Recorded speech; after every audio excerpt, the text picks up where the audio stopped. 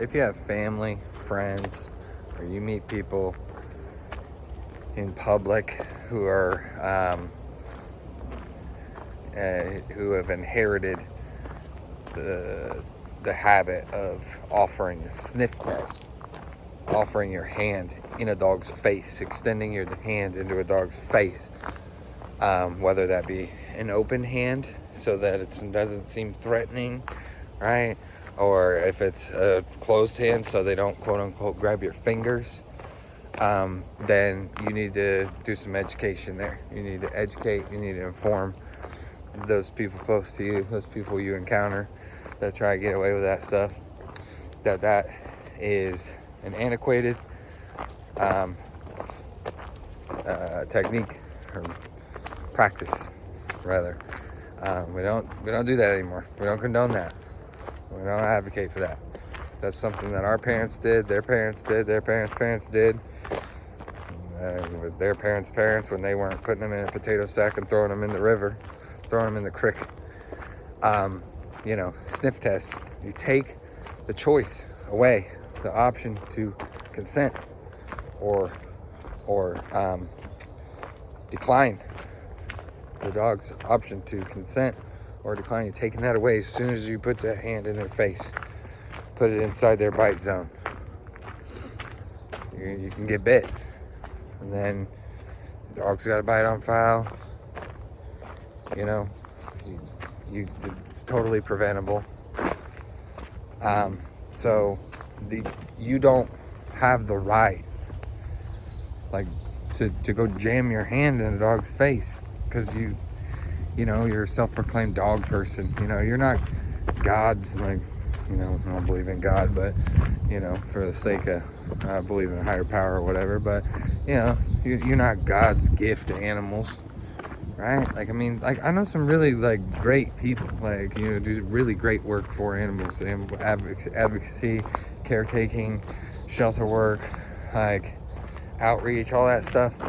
But, I had this lady contact me, and her dog at this point had 5 biting events. And so she told me that some trainer came out.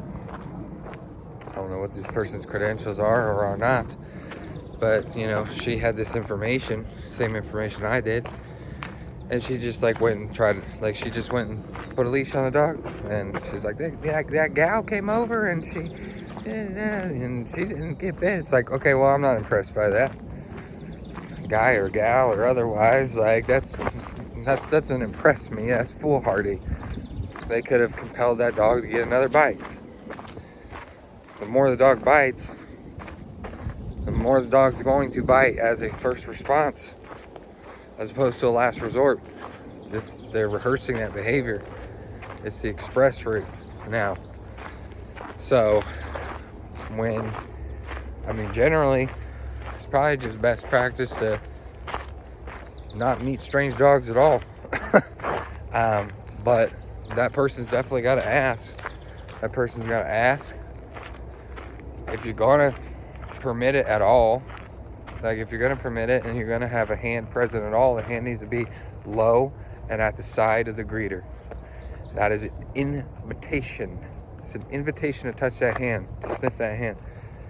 And even then, there's no guarantees the dog won't change their mind once they get past what's known as the critical distance. So treat or no treat.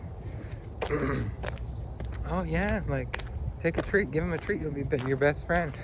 Once the dog takes that treat and looks up and that person's right there and they're right up on them, they say, oh crap, and they change their mind real quick. Okay, so sniff test, outdated. That's for the birds.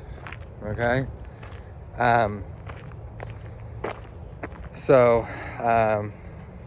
Consent test, that's how it works. You put a hand out to the side, low.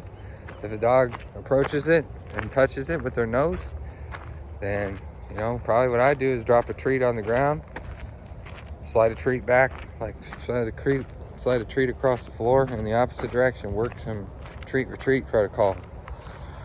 If you want to try to put your hand on the dog, if you want the greeter to try to put their hands on the dog, then they should just like my wife and I have different opinions on this, but I typically will try to pet a dog under the chin. If they just touch my hand, if it's right there, then I'll touch them under the chin. We both agree that you don't want to pet them over the head. Over the top of the head is a really domineering thing to do. And like there's issues with the hand coming out of the peripheral.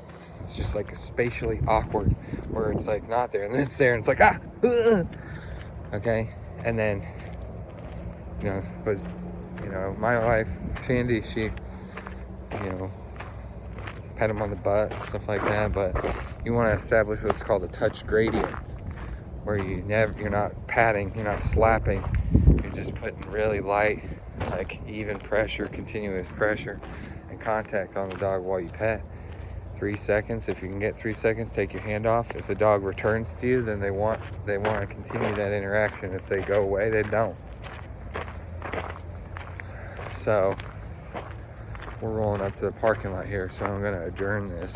But hopefully those are some things to think about, or like things that get you thinking, because like this is a tradition, this is a norm that really needs to die.